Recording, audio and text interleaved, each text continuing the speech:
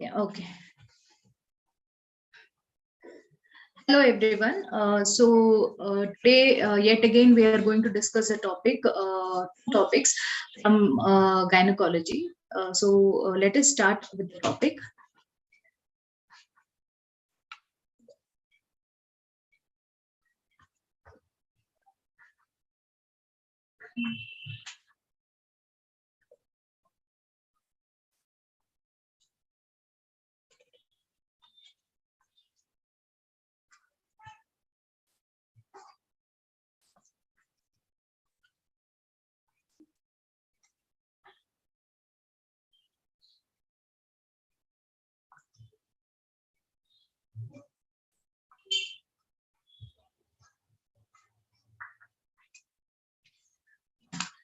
Today's topic is something related to abnormal tissues in the uterus and outside the uterine cavity or pelvic cavity. So as you see, you can see the picture here.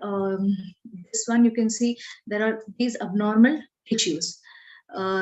These are the abnormal tissues, and this is a normal uterus, and this is also abnormal tissue. So there are two topics involved in this session.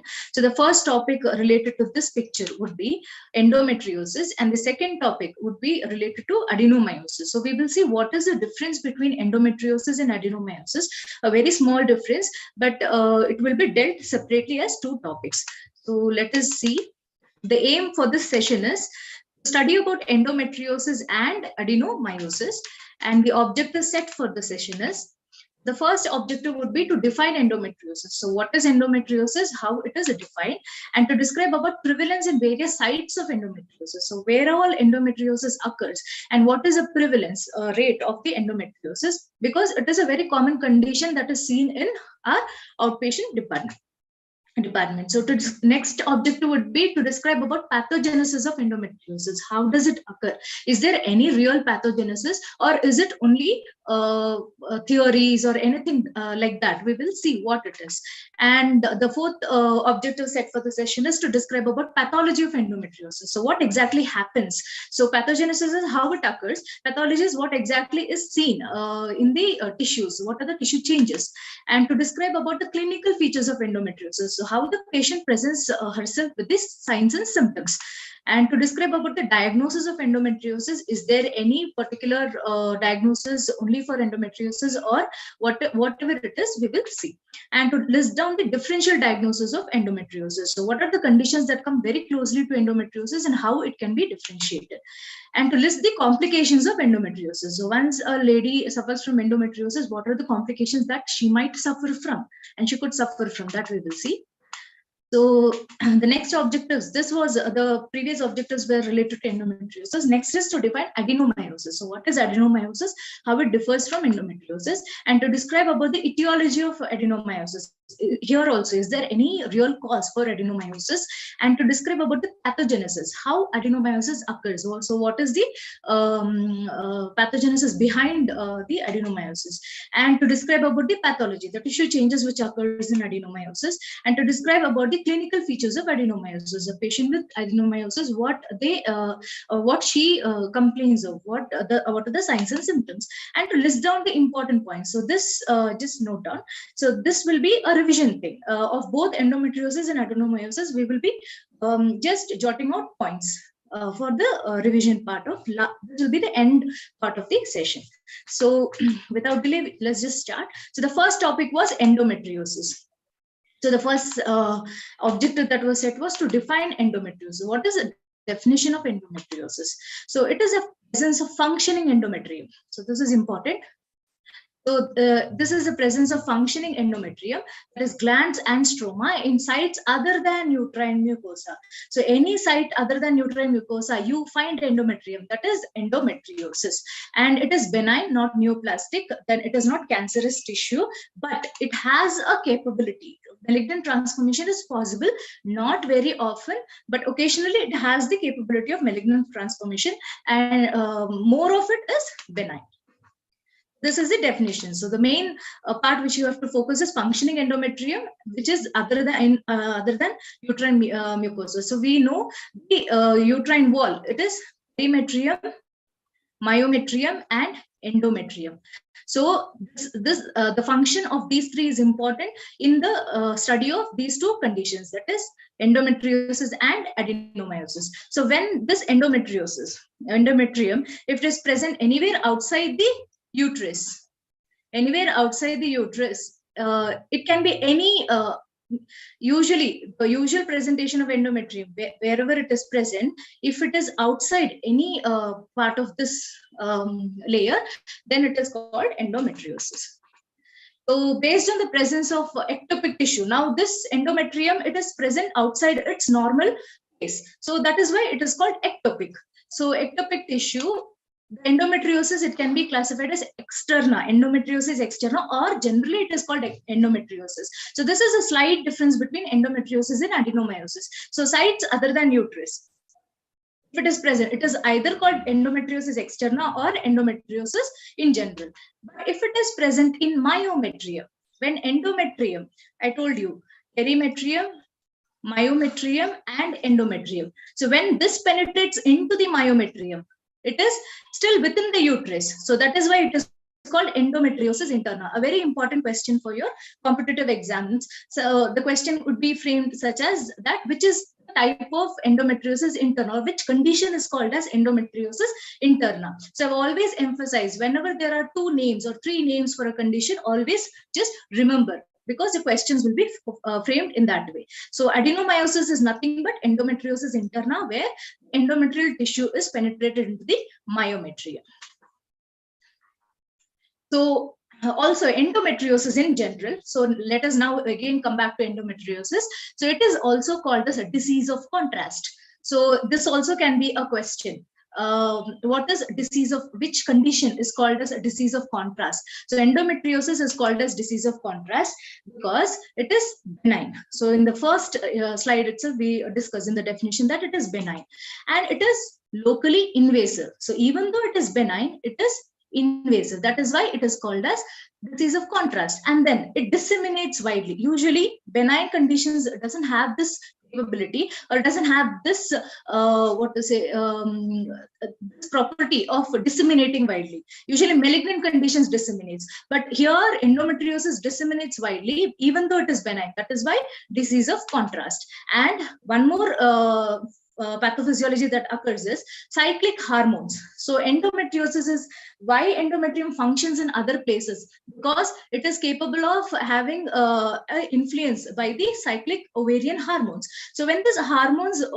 increases during the normal menstrual phase, what happens? The endometrium, it stimulates the growth. If we remember the normal changes that occurs during the menstrual phase, that is the luteal phase, the proliferative changes. If you remember that, if you just recall that, you will know that hormones are capable of stimulating growth of endometrium. And when this growth is continuous, so when the hormone is continuously secreted, so because of negative feedback mechanism, again there is suppression of growth. So here two conditions are seen. So it is contradicting. There is stimulation of growth also, there is suppression of growth also. That is why it is called disease of contrast. So it is also known as this endometrium. API is a characteristic given for endometrium. What it is?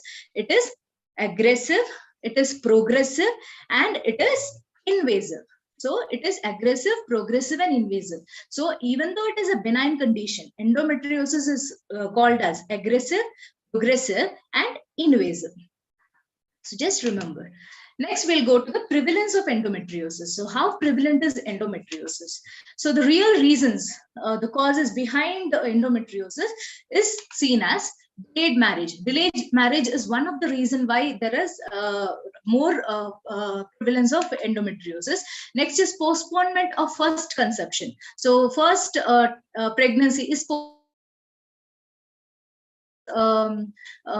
of the real reason, and adoption of small family norm. So these are the reasons, few reasons which are seen that real reasons. So when a survey is done, so it is seen that endometriosis is more prevalent in these cases. Apparent reasons could be, maybe, is increased use of diagnostic laparoscopy. This diagnostic laparoscopy has a huge part in to play in endometriosis, whether because few theories, even though it is not proved entirely, but still it has a huge part. Laparoscopy and laparotomy has a huge part in endometriosis. So increased use of diagnostic laparoscopy and heightened awareness of this disease complex amongst gynecologists, because they are aware, they are able to diagnose it easily. So the prevalence rate is told to be high because of these reasons. Now we will see what is the exact prevalence. So exact prevalence is seen to be 10 to 15%. 10 to 15% is the normal prevalence. So just remember, but it is more in infertile women. One of the risk factor, or one of the prevalent age group, not age group, prevalent condition which is seen is infertility. If the woman is infertile for many years, prevalence of endometriosis is more in such women. Why? Because infertility could have many reasons, like because the causes for infertility could be many, and one of the diagnostic criteria, they undergo is laparoscopy. Laparoscopy and laparotomy, whatever causes they might be suffering from. Because of this, this is connected actually, laparoscopy with infertile women, and in infertile women the prevalence is noted to be 30 to 45%. So just remember, the normal in general prevalence is 10 to 15%, but in infertile women the prevalence is seen to be 30 to 45%. And why it is more in infertile women? Because one main reason is laparoscopy and laparotomy, because they go for the treatment, and the usually adopted methods of diagnosis is laparoscopy and laparotomy nowadays, and that is why endometriosis is more in infertile women. And yeah, these we have gone through apparent reasons. So just remember the prevalence to be this. Next objective, we will see sites of endometriosis. So here you can see these are the endometrial tissues, whatever red is there. So these are the endometrial tissue. So here you can see in various sites they are present. Not only pelvic cavity, it is outside also. So sigmoid colon, ovary, uterosacral ligament, rectum, cul-de-sac, rectovaginal septum, urinary bladder, broad ligament, and scar. Scar tissue is one of the common places where endometriosis occurs. So we will see what are the common sites. So this is the common sites of endometriosis, but in actual, what are the common sites? So these are the sites where endometriosis occur. So abdominal sites. What are the abdominal sites? They are usually below the level of umbilicus. So this is the criteria. If it is to be called as abdominal site, it is below the level of umbilicus, and they are ovaries. Ovaries is the most common place where endometriosis occur in abdominal region is ovaries. Next, pelvic peritoneum, pouch of Douglas, uterosacral ligaments, rectovaginal septum, and fallopian tubes, sigmoid colon, appendix, and pelvic lymph node. These are all below the level of umbilicus. That's why they are known as abdominal sites. Next, extra abdominal sites outside the abdomen. So which are those? Especially scar tissues. So scar tissues of what? Hysterectomy, LSCS, that is cesarean section, and tubectomy, myomectomy. So these are the scar tissues. So abdominal scar of these tissues, it is found endometriosis, then umbilicus, episiotomy scar, vagina, and cervix. So these are the extra abdominal sites. Remote sites, other than pelvic sites, where and all it occurs? It occurs in lungs, dura, ureter, kidney, arms, legs, and nasal mucosa. You can see how widely it is disseminated, how widely it can occur. The endometrial tissue can spread throughout the body. Now, if it is spreading, there must be some reason, right? So we will see what is the pathogenesis, why it is spreading so widely to so many places. So there must be some reason. So is there any reason in actual, whether is there any proper clear-cut explanation as to why this occurs? No, it is not there. It is unclear. The pathogenesis, why endometriosis occurs in so many places, why the endometrial tissue is gone to so many organs or so many other parts of the body, it is not known. It is unclear. But there are various theories, n number of theories that have come up, explain this, why this could be. But no single theory has been proved yet. This could be the real reason why it is occurring. So now for us, for competitive examination part, theories are important. So which theory tells what? We will see. So these are the theories in this. The first theory is very important. Retrograde menstruation, very frequently asked question. Okay, so here sites are given. So in this sites, the theory is explained. So maybe this is the theory that can explain the endometriosis in this site. So relatively, they have given the theory. So pelvic endometriosis, the usual theory could be retrograde menstruation. Pelvic peritoneum and abdominal viscera, rectovaginal septum, umbilicus, endometriosis to occur in these places. Genomic Metaplasia is one theory that has come up. So who have given this theory, we will see. And next is abdominal scar. In scar tissues, usually, what is the theory that has come up is direct implantation theory. And in lymph nodes, if it is occurring, the spread is lymphatic spread theory related to lymphatic spread. Distant sites, like we saw, remote sites, lungs, pleura, skin, lymph nodes, nerves. So here the theories that has come up, or they have mentioned, is vascular spread, genetic, and immunologic. So there are so many theories, as you can see. So we will see which theory is most accepted. Is there any theory at all that is accepted? We'll see. So coming to the first theory. So we see here, normal menstruation should occur this way, right? So here you can see it is occurring this way. That is opposite, retrograde. That is retrograde menstrual flow into the pelvic cavity. It is not occurring as usual this way.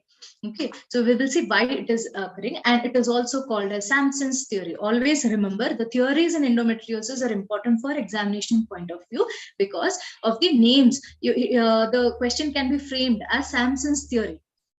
And the options can be given. What is the pathogenesis explained in that theory? It could be retrograde menstruation, Genomic Metaplasia. So you should remember who gave the theory. So Samson is the person who gave the theory as retrograde menstruation. So we will see what happens.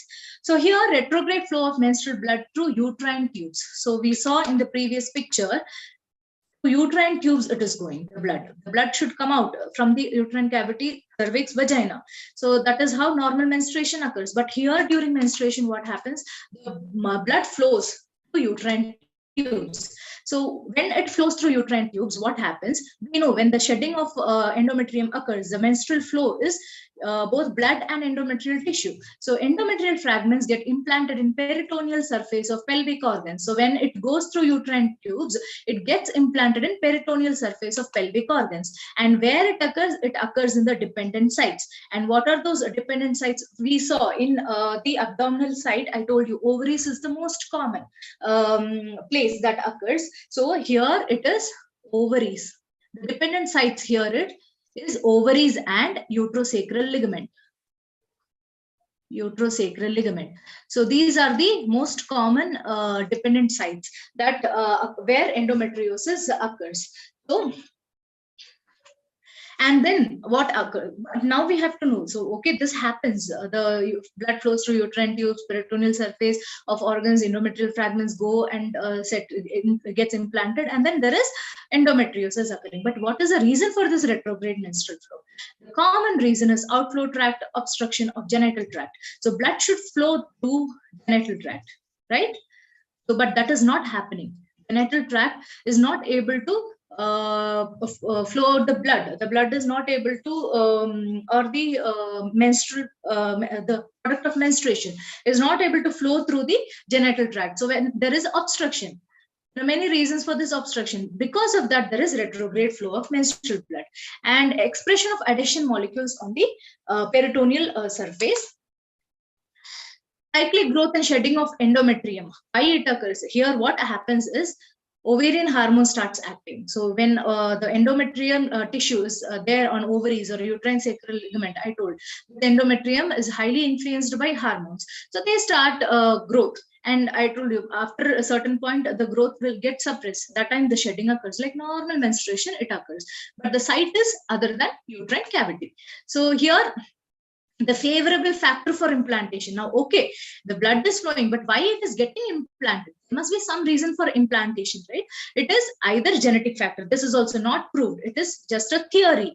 So either it is genetic factor or it is a favorable hormonal milieu. Milieu means a environment. Milieu means a environment, or a surrounding which is giving this favorable environment for the implantation. And this is also a theory. And for successful implantation and growth, this is the two factors that are responsible, is told by Samson in retrograde menstruation. And this, now we have to see, if we are explaining based on each theory, we have to see what kind of endometriosis is explained through this. Now we saw here the sites are ovaries and uterus sacral. That means pelvic endometriosis is explained through this theory. But what about distant sites, lungs, pleura? These sites, it cannot. This retrograde menstruation is not able to explain why it occurs in those sites. So it is not completely accepted. This is one of the theory. Next theory is, so you can see here, peritoneal cell is getting converted into endometrial cell. So there is something happening between the cells. The cell is getting changed. So that is Genomic Metaplasia. And it is given by, the theory is given by Mayer and Ivanhoff. So what happens? Chronic irritation of pelvic peritoneum by menstrual blood. So normal menstruation, when it occurs, it is irritating the pelvic peritoneum. And when this irritation is occurring, what happens? The cells here, the peritoneal cells, is getting converted into endometrial cells. This is one of the theory that it is telling. So there is metaplasia occurring. So endometrial cells, it is getting converted. So why it is getting converted? Because of the irritation. So there is chronic irritation of pelvic peritoneum, and which converts it into endometrial cells. So now we have to see the theory is coelomic metaplasia. So we have to know what is coelomic epithelium. So what are these cells? What is coelomic epithelium? The coelomic epithelium is actually outermost layer of gonads. Okay, and when these starts developing, when the gonad starts developing, the coelomic epithelium have a characteristic, that is multipotential development. So they have the ability to develop into many number of types of tissues. So this outer most layer of gonads, when they starts developing, they develop into peritoneum, pleura, and ovary surface. The surface epithelium of ovary is coelomic epithelium. Okay, so these are the three things the coelomic epithelium is capable of. And now we know, now this somewhere you can explain why it is occurring. Endometrial tissue is occurring in pleura, endometriosis. Now, this pelvic peritoneum, when there is irritation, it is getting converted into endometrial cells. Why it is getting converted? Because it has the multipotential development. So this is one theory related to coelomic epithelium. One more reason could be this: implantation of endometrial-based adult stem cells and mesenchymal cells. So there are two reasons explained in coelomic metaplasia. One is the coelomic epithelium getting converted into endometrial, the peritoneal cells getting converted into endometrial cells, and the other is implantation of endometrial-based adult stem cells and mesenchymal cells. So here, again, this theory can explain abdominal, rectovaginal, and umbilical endometriosis. But what about other types of endometriosis? It is not able to explain. So here we can come to a conclusion that no single theory can explain entire sites of endometriosis. So next theory is direct implantation. So direct implantation theory: endometrial or decidual tissue starts to grow susceptible in when implanted in new sites. So here what is happening? Direct implantation. Here there is no channel through which the endometrium is going and settling in one place. Here from one place, endometrium is taken and put it into the other place. So usually where it happens, scar tissues, iatrogenic. That means it is caused by someone that usually happens during laparoscopy or laparotomy. So direct implantation is related to these two procedures, laparoscopy and laparotomy. So what happens when this procedure is done, knowingly or unknowingly, the endometrial tissue is implanted in these tissues. So here, what and all can be explained? One is abdominal scar of hysterectomy, LSCS. All these scar tissues can be explained, but other sites is not explained again here. Even these are scar tissues, cervix, vagina, episiotomy scars. So this can be explained in this theory, but other sites is not being explained. Now, what is this? This you can see arterial blood capillary venule. So here it is blood. That means vascular, and lymphatic capillary lymphatic vessel.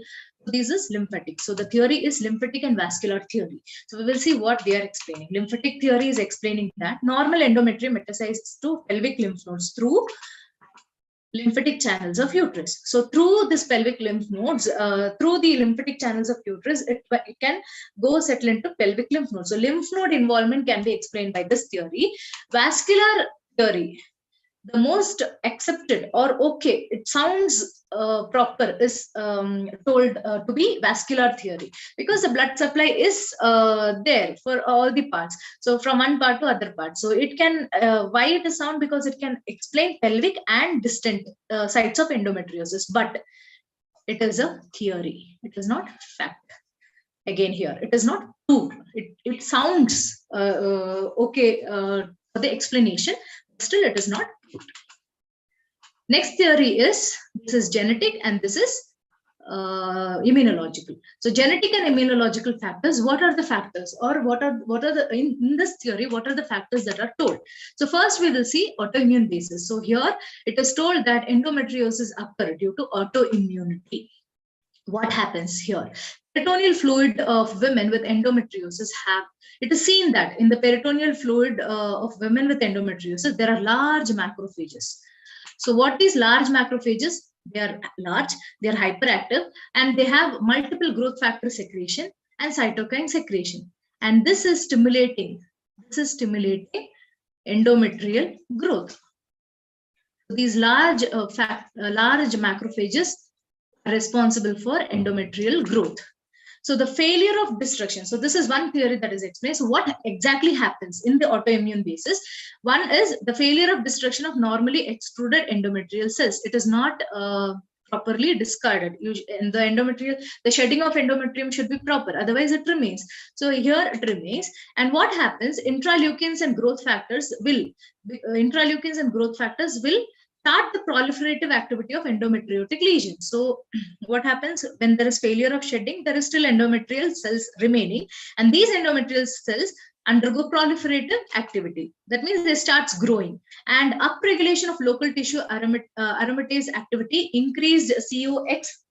COX2 is cyclooxygenase expression, and then dysregulation of 17B dehydrogenase. These are all related to actually prostaglandin. So when this happens, so when there is upregulation of local tissue, when this pathophysiology is happening, what happens? Estrogen and prostaglandin increases. So when this increases, there is tissue resistance to progesterone. So this is the occurrence that happens in autoimmune basis. So there are two theories that is explained in autoimmune. That is, one is large macrophage, and one more is tissue resistance to progesterone.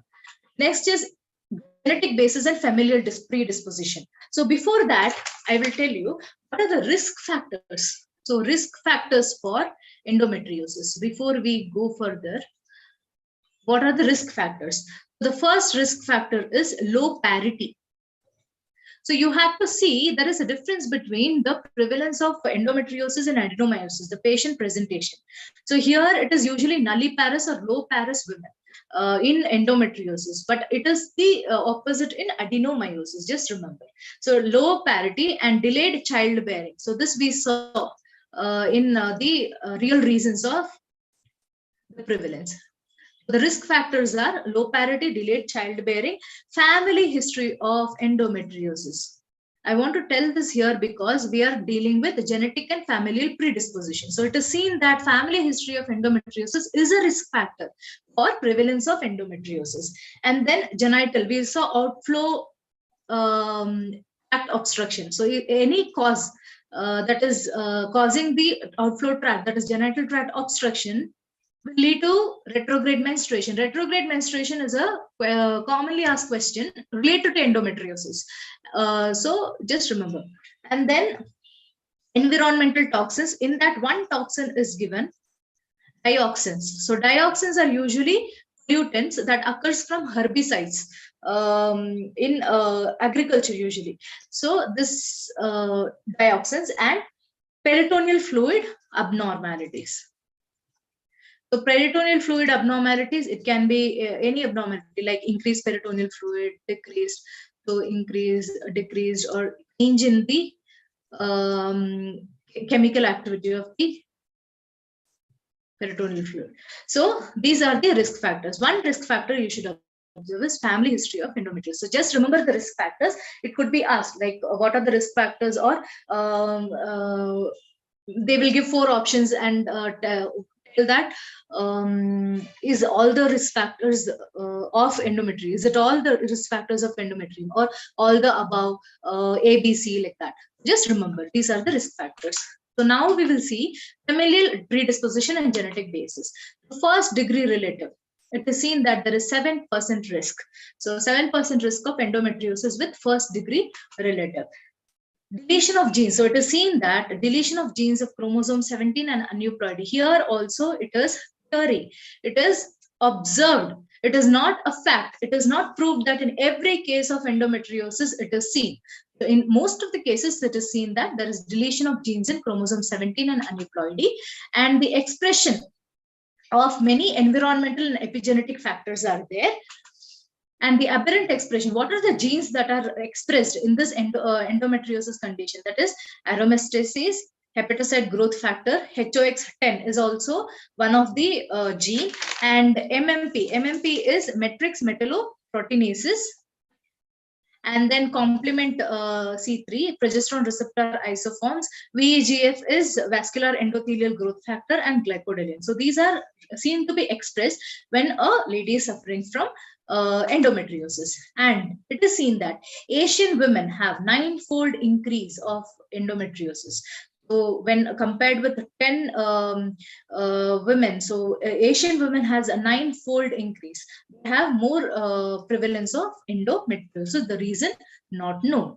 So it is just observations. These are all surveys and observations.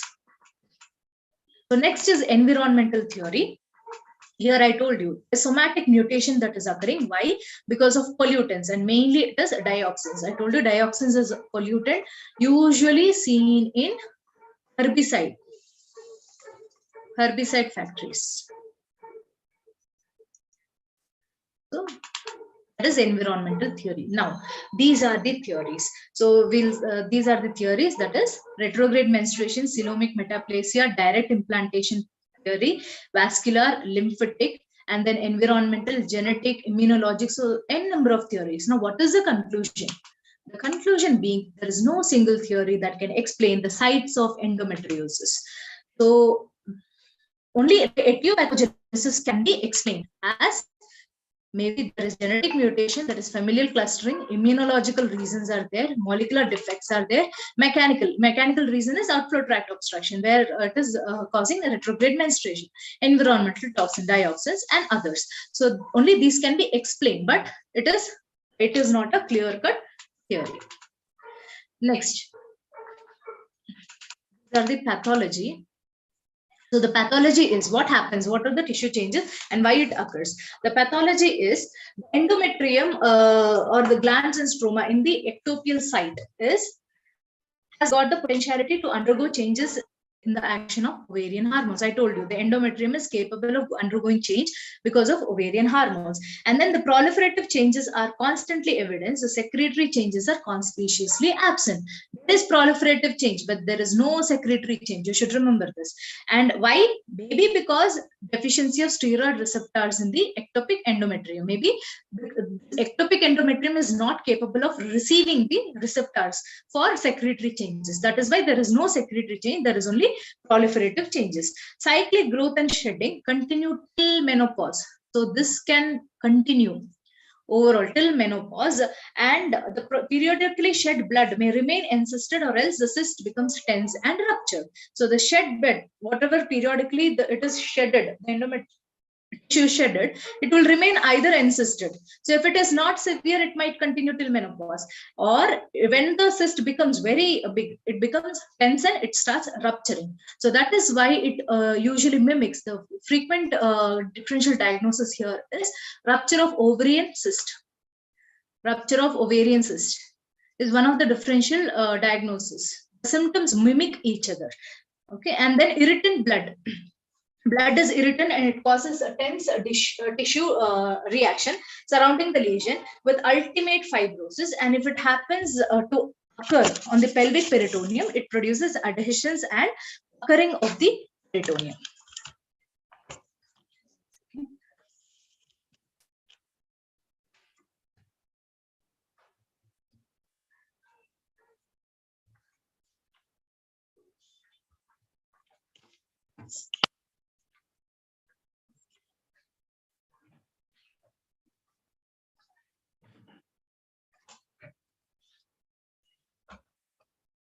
Yeah.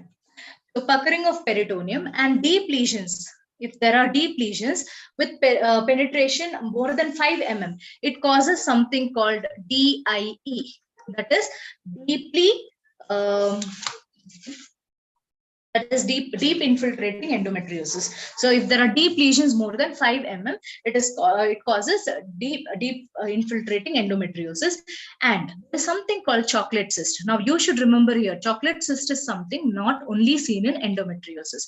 It is seen in many conditions, but one of the condition is endometriosis. So when chocolate cyst is coming in a question, just be careful. It is not seen only in endometriosis. So this cyst, when there is shedding of blood, the cyst is enlarged and there is cyclical bleeding. The serum gets absorbed in between the periods, and then the content inside becomes chocolate colored. So that is why it is called chocolate cyst, because it becomes chocolate colored. And chocolate colored, and then hence the cyst is called chocolate cyst, which is commonly located in the ovary. I told you ovary is the most common site. So that is why it mimics the other ovarian cyst. When there is rupture of other ovarian cyst, it mimics like endometriosis. That is why you have to differentiate those conditions. And then one more condition that occurs is endometrial cyst or endometrioma. So now, what is endometrial cyst or endometrioma? The chocolate cyst of endometriosis is either called endometrioma or endometrial cyst. So don't get confused. Chocolate cyst occurs in other conditions also, but because of the color, it is called chocolate cyst. And here, one of the differentiating factors, especially in ectopic pregnancy and PID, fallopian tube is patent in endometriosis. Fallopian tube is patent. So this is one characteristic where you can differentiate with other differential diagnosis. This is the pathology. Naked eye appearance, what occurs? So early lesions are either papular. This is papular. Papular or vesicular. Pelvic endometriosis, there is powder burns. Very important question for competitive exams. So what is the characteristic appearance of endometriosis? Powder burns or matchstick appearance. So that is one of the most commonly asked question and very important for competitive exams. Fibrosis and scarring is seen. Red flamed shaped areas is seen. Circular peritoneal defects is seen. Subovarian adhesions are seen. And ovaries, it is endometrioma is seen, as we discussed earlier. Next, microscopic appearance, endometrial tissue, glands and stroma is seen. Lining epithelium of cyst is absent or flattened or replaced by granulation tissue because of the scarring. And then large polyhedral phagocytic cells laden with blood pigment, that is Hemosedarine, is seen. Next, clinical features. The patient, how she presents. Usually 30 to 45 years age group, and nulliparous or 1 or 2 children, and for long years she is not conceived. So this is the presentation. And commonly with infertility, voluntary postponement of first conception until late age, higher social status, and family history of endometriosis. And teenagers, there is 10% teenagers is seen, that is usually with outflow tract obstruction. These presentations are not there. In teenagers, it is usually with outflow tract obstruction. So this is the patient profile of an endometriosis patient. Next, symptoms. 25% usually there are no symptoms, and symptoms are not related with extension of lesion. It can be intense with less infiltration or less invasiveness, or it can be minimal. Symptoms can be minimal with more invasion. So it doesn't depend on the extent of lesion. So depth of penetration, if lesions more than 5 mm, I told you DIE, deep infiltrating endometriosis, their pain, dysmenorrhea and dyspareunia is usually seen. And then non-pigmented endometriotic lesions are more painful because there's more prostaglandin secretion from those non-pigmented endometriotic lesion. And also signs and symptoms depend on the site of lesion, we know. So if it is in the site is uterosacral ligament, the symptoms shows like that. If the site is lungs, the symptoms is different. So the site of lesion, signs and symptoms depend on site of lesion, but not extent of lesion, you should remember. And degree of pain is also not related with severity of endometriosis. It can be mild endometriosis with severe pain, or severe endometriosis with mild pain. So the degree of pain is not related. Only related is for signs and symptoms is site of the lesion. So the symptoms, what we see, dysmenorrhea, most common, and also asked frequently in exams. What is the most common symptom of endometriosis? Dysmenorrhea in 70% it is seen. And abnormal uterine bleeding 15 to 20%, infertility 40 to 60%, dyspareunia in 20 to 40%, and chronic pelvic pain and abdominal pain. So these are the symptoms. Just remember dysmenorrhea, most common. And then other symptoms based on the sites. Urinary frequency increased, dysuria, difficult urination, painful urination, hydronephrosis, back pain, and hematuria. Sigmoid colon and rectum, if it is there, dysphagia means painful stool. Painful stool. And diarrhea, constipation, rectal bleeding, melena, and signs and symptoms of IBS is also seen. Chronic fatigue and perimenstrual symptoms are seen. Hemoptysis and catamenial, chest pain is seen. And surgical scars, if it is present, cyclical pain is seen, bleeding, bloody, from pleural fluid, it is seen. Next, abdominal examination, a mass may be felt. And this mass could be related to in the lower abdomen arising from pelvis, and enlarged chocolate. This is related to enlarged chocolate cyst or tubo-ovarian mass. That is endometriotic adhesion, endometrioma. This mass can be related to that. And tender mass. So usual presentation or abdominal examination, usual finding is tender mass with restricted mobility. And pelvic examination, bimanual examination, usually nothing is revealed. Expected positive findings, but is pelvic tenderness, nodules in pouch of Douglas, nodular feel of uterosacral ligaments, fixed retroverted uterus, unilateral or bilateral adnexal marks of various sizes. So speculum examination, this is important. The finding in speculum examination is bluish spots in posterior fornix. Bluish spots in posterior fornix on speculum examination. Diagnosis. So diagnosis can be done in 2 ways, clinical diagnosis and then imaging. So clinical diagnosis, based on the patient profile, we diagnose. So what are the classic symptoms, presenting symptoms? Progressively increasing secondary dysmenorrhea. So we know dysmenorrhea is classified into, the previous session we had done, primary and secondary. The most common cause for secondary dysmenorrhea is endometriosis. This is also a question for competitive examination. So the most common cause for secondary dysmenorrhea is endometriosis, and dysmenorrhea is the common symptom, most common symptom of endometriosis. And then dyspareunia and infertility. The classic symptoms of endometriosis is these 3. So dysmenorrhea, dyspareunia, and infertility. The pelvic findings. So these are the clinical diagnosis. If these are there, then you can diagnose it as endometriosis. So on speculum examination, I told you bluish spots. So bluish powder burn becoming, that is the presence of scar tissue.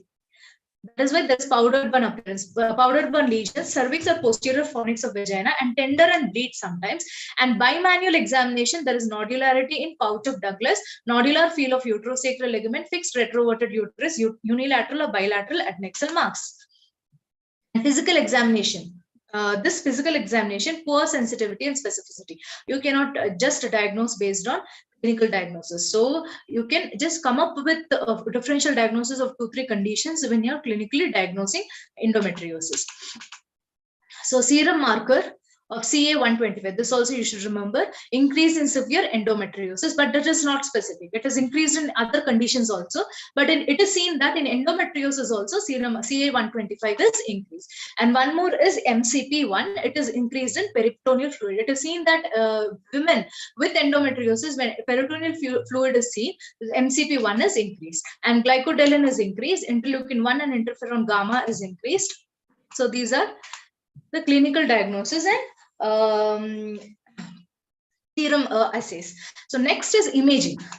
Imaging, what we start with ultrasonography. So ultrasonography, transvaginal sonography, endometriomas is appreciated, and transvaginal sonography and ERUS. ERUS means endorectal ultrasound. What is seen here? Rectosigmoid endometriosis is diagnosed, which is usually deep infiltrating endometriosis, and MRI is the best diagnostic tool.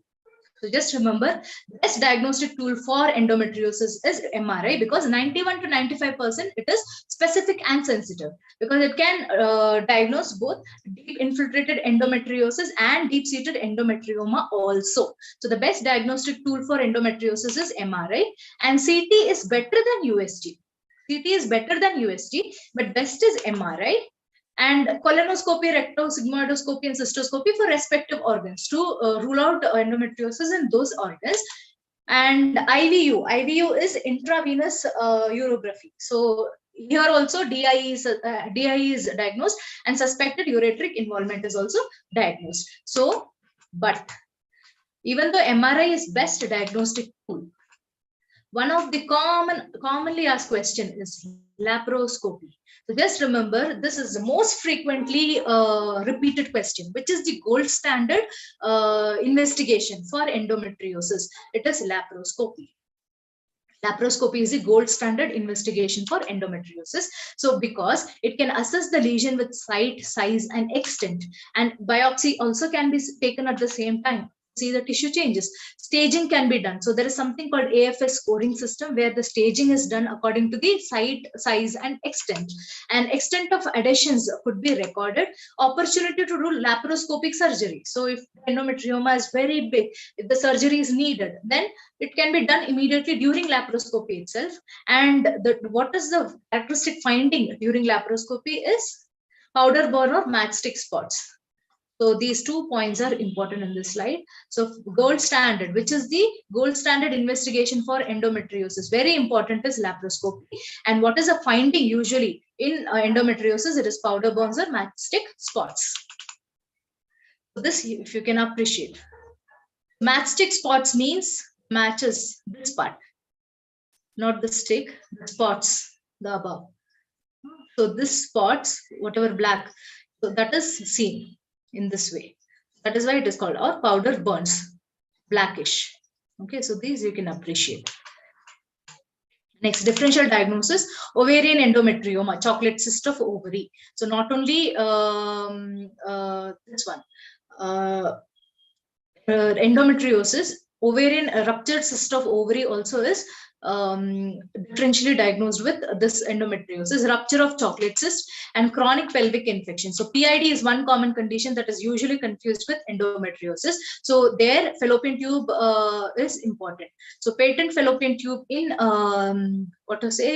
endometriosis, but in PID usually there is scarring in fallopian tube. So that is one way to differentiate. Next, complications. What can be the complications? Endocrinopathy. In future slides, we'll see what are the endocrinopathy that occurs. Rupture of chocolate cyst, infection of chocolate cyst, intestinal obstruction, and urethral obstruction will cause hydroureter into hydronephrosis and acute pyelonephritis. So fourfold increase of ovarian cancer. If there is the site of endometriosis is ovary, the cancer, ovarian cancer is fourfold increased. These are the complications. So here you can see adenomyosis. So this is the myometrium. So the endometrial tissue penetrating into the myometrium is called adenomyosis. The definition: ingrowth of endometrium, both glandular and stromal components, directly into myometrium. Just remember, adenomyosis, meiosis, myometrium. It can be diffuse or focal. It can be only in one place, or it can be diffusely. The whole myometrium can be infiltrated or implanted with the ingrowth of endometrium. So it is also known as endometriosis interna. Important. The causes here also is exactly not known. Why it occurs, why the ingrowth occurs into myometrium, not known. Elderly women. So usually it is seen in elderly women with increased parity. So I told you the patient profile of endometriosis is usually nulliparous, or they have had one or two child, that too in a long period of time they have not conceived. So but here it is increased parity with elderly women, and repeated childbirths is seen in adenomyosis. Vigorous curettage. So DNC. Usually, menorrhagia, many causes where your DNC is done. So one of the reason why adenomyosis occurs is during DNC curettage, vigorous curettage, and then what is happening? The endometrium is going into the myometrium. And excess estrogen effect is seen to be one of the cause for adenomyosis, and 40% here. 40% it coexists with pelvic endometriosis. So a lady with both endometriosis and adenomyosis is seen. So 100% if there are cases of adenomyosis, in that 40 is seen to be with endometriosis. So that is the meaning. Next is pathogenesis. Histologically, the extension of endometrial glands and stroma beyond EMI, that is endometrial interface. So there is something called junctional zone. So this, when during anatomy and physiology, when I had told you. So there is something which is absent between myometrium and endometrium. Usually the layers has submucosa, but here there is no submucosa. Normal physiology or normal anatomy of endometrium and myometrium, there is no submucosa. So this is one reason why the ingrowth happens very easily. So endometrial glands lie in direct contact with the myometrium and forms nests. So when endometrium tissue ingrowth occurs into the myometrium, they form nest. And then myometrial hyperplasia around the endometriotic foci occurs. So once the endometrial tissue is there is myometrial hyperplasia. So there are more number of myometrial cells. So that is why there is one characteristic appearance, I'll tell you. So junctional zone disturbance. So this is one of the condition what occurs in adenomyosis. So endometrial factor, this could be due to endometrial factors, genetic predisposition, altered immune response, trauma because of repeated curettage. But this is one condition where adenomyosis occurs because submucosa is absent between endometrium and myometrium, and then junctional zone is very sensitive area. So because of these reasons, the endometrium can ingrow into the myometrium. So pathology, it can occur in both anterior and posterior walls of myometrium, and 60% of coexistent pathology. So in 100 women with adenomyosis, 60% or 60 women will have myoma, endometriosis or endometrial hyperplasia. So they have coexistent pathology. Growth and tissue reaction, it is the action of ovarian steroids or ovarian hormones. Ovarian hormones are responsible the growth and tissue reaction, and in only basal layer there is less response of this hormones, but functional zone, that is junctional zone, there is marked response for the hyperplasia to occur. So myometrial hyperplasia, there is diffuse uterine enlargement. So I told you one endometrial tissue and there is marked hyperplasia around this. So when this is diffuse adenomyosis, when there is diffuse, the whole of myometrium is into hyperplasia. So that's why there is diffuse uterine enlargement and more on posterior wall. So the prevalence of adenomyosis is more on posterior wall of myometrium. So naked eye appearance, there is diffuse symmetrical enlargement of uterus. Uterus appear diffusely symmetrical enlargement, but when it comes to uterine wall, posterior wall is more thickened than anterior wall. And size is less than or equal to large orange. So the size occurs to be less than or equal to large orange. That is 12 to 14 weeks pregnant uterus. It occurs to be, it is seen as. And cut section, when it is cut and it is observed, it is a darker thickening of uterine wall is appreciated and trabeculated appearance is seen, and there is no capsule surrounding the growth. And visible cystic dark spaces and blood spots at places are seen. Histological examination, glandular tissue like that of endometrium. So because endometrial tissue is ingrown, endometrium is seen. It is surrounded by stromal cells, hyperplastic cells of myometrium. And clinical features, usually asymptomatic. 20% in endometriosis are asymptomatic, 50% in adenomyosis are asymptomatic, 90% are Paris women. Here, no infertility doesn't play a role here. Only in endometriosis it plays, but in adenomyosis, usually it is Paris, and 80% are more than 40 years. Symptoms, menorrhagia. So the most common symptom of adenomyosis is menorrhagia because of enlarged uterine wall. And then dysmenorrhea in 30%, and then dyspareunia or frequency of micturition, and then infertility is seen in adenomyosis. As a result of this, as a consequence of adenomyosis, infertility is seen. But patient profile is usually parity, infertility is not seen. Signs, abdominal examination, hypogastric mass arising out of pelvis and occupying the midline, and the size of uterus or the size of the mass is seen to be less than or equal to 14 weeks pregnant uterus, and findings is altered due to associated fibroid, or if the lady is suffering already from fibroid or pelvic endometriosis, this size cannot be told to be proper. It can be altered. Next, imaging. So 3D USG and color Doppler. So diagnosis is done. So when this investigation is done, what and all is seen? Subendometrial hypoechoic zone is seen. Heterogeneous echogenicity is seen because of both endometrial and myometrial cells. Honeycomb appearance. So this is important for a competitive exam. What is the appearance that is seen in color Doppler and USG? It is honeycomb appearance in adenomyosis. Hypoechoic myometrium with multiple small cysts in the myometrium. Increased vascularity within the myometrium because there is hyperplasia, and ill-defined endometrial echogenicity. So this is the findings that are seen when 3D USG and color Doppler is done. Diagnostic criteria is asymmetrical thickness of uterine wall. Uterus is symmetrically enlarged, but asymmetrical thickness of uterine wall, in that posterior is more than anterior. Heterogeneous myometrial echo texture. Why? Because both endometrial and myometrial cells are there. Small myometrial hypoechoic cyst. So this is honeycomb appearance. And then striated projections extending from myometrium to endometrium. So endometrium echo is poorly defined, and uterus is globally enlarged. So entirely uterus is enlarged, and junctional zone thickening. Junctional zone thickening is more than 12 mm. This is a diagnostic criteria for adenomyosis. So this finishes both endometriosis and adenomyosis. Quickly, we'll go to the important points. So endometriosis, presence of functioning endometrium in sites other than uterine mucosa, and it has been reported in virtually every portion of body with the exception of spleen. In spleen, it is not seen, which seems to suppress. So it is observed as spleen suppresses endometriosis. In spleen, it is not seen. And then ectopic endometrial tissue occurs most commonly in ovaries. So this is the question. So this is the question. These are all the questions that can be found. So the most common site is ovaries, and other common sites are pelvic peritoneum, pouch of Douglas, uterosacral ligaments, rectovaginal epithelium, sigmoid colon, appendix, pelvic lymph nodes, it is nodes, and fallopian tubes. And then theories of pathogenesis. So due to retrograde menstrual flow, Samsons Theory, Genomic Metaplasia, Mayer and Ivanhoe Theory, and then Halban's Theory. The lymphatic theory is proposed by Halban. So Halban's Theory. So 3 persons, 4 people's name, but Mayer and Ivanhoe together, Samson and Halban, just remember. And then direct implantation theory, especially in scar tissue, vascular theory.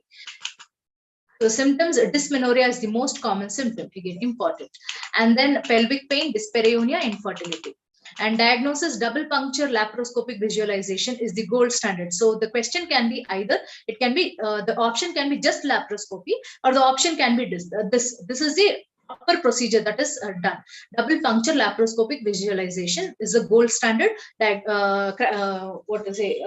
procedure that is done for diagnosis of endometriosis. And what is the appearance? Powder burn appearance of mastic spots on HSG, and is seen in pelvic endometriosis due to repeated hemorrhage and fibrosis and scarring. That is why there is blackish color. And MCP1 is increased and CA125 is raised. So these are the serum assays. Complications, rupture of infection of chocolate cyst, obstructive features like intestinal obstruction, ureteral obstruction, hydronephrosis, and then malignancy is rare. So the most common malignancy, if at all, in the first slide I told you it is benign, but it can, so in some cases it can go into malignancy. The most common is adenocanthoma. And endocrinopathy, how it occurs? So there is anovulation. So what are the conditions that occurs in endocrinopathy? Anovulation, hyperprolactinemia, luteolysis due to increased prostaglandin alpha, abnormal follicular genesis, premature follicular rupture, luteinized unruptured follicles, and luteal phase defect. Most common site of extrapelvic endometriosis is GIT. And in this GIT, most common is sigmoid colon is more than rectum. So just remember, as a question it can come, which is the most common site of extrapelvic endometriosis? It is GIT. And most common site of urinary tract endometriosis is bladder. So bladder is more than lower ureter. So bladder, GIT, just remember. And Allen's-Master syndrome, there is something called Allen's-Master syndrome. What is that? It is endometriosis plus pelvic peritoneal defect. So if these both are to be seen, it is called Allen-Master syndrome. Next, adenomyosis, extension of endometrium into myometrium, and it is due to dysfunction of junctional zone. And on MRI, the junctional zone is more than 12 mm. And then patients are usually paras with age more than 40 years and present with dysmenorrhea, menorrhagia, and infertility, and menorrhagia being the most common symptom. And on per vaginal examination, boggy, enlarged uterus is seen, mobility not restricted, and no associated adnexal pathology. Halban sign, there is something called Halban sign. It is tender, softened uterus on premenstrual bimanual examination. Tender, softened uterus on premenstrual bimanual examination, because before menses, the endometrium is the most thickened endometrium. Prepared for shedding. So that is why there is tender, softened. And investigation of choice is MRI is the first investigation of choice in adenomyosis, and it is done the MRI. First investigation done is usually, the choice is MRI, but usually done is TS, transvaginal ultrasound. So this completes the session. Thank you. Thank you, Focus.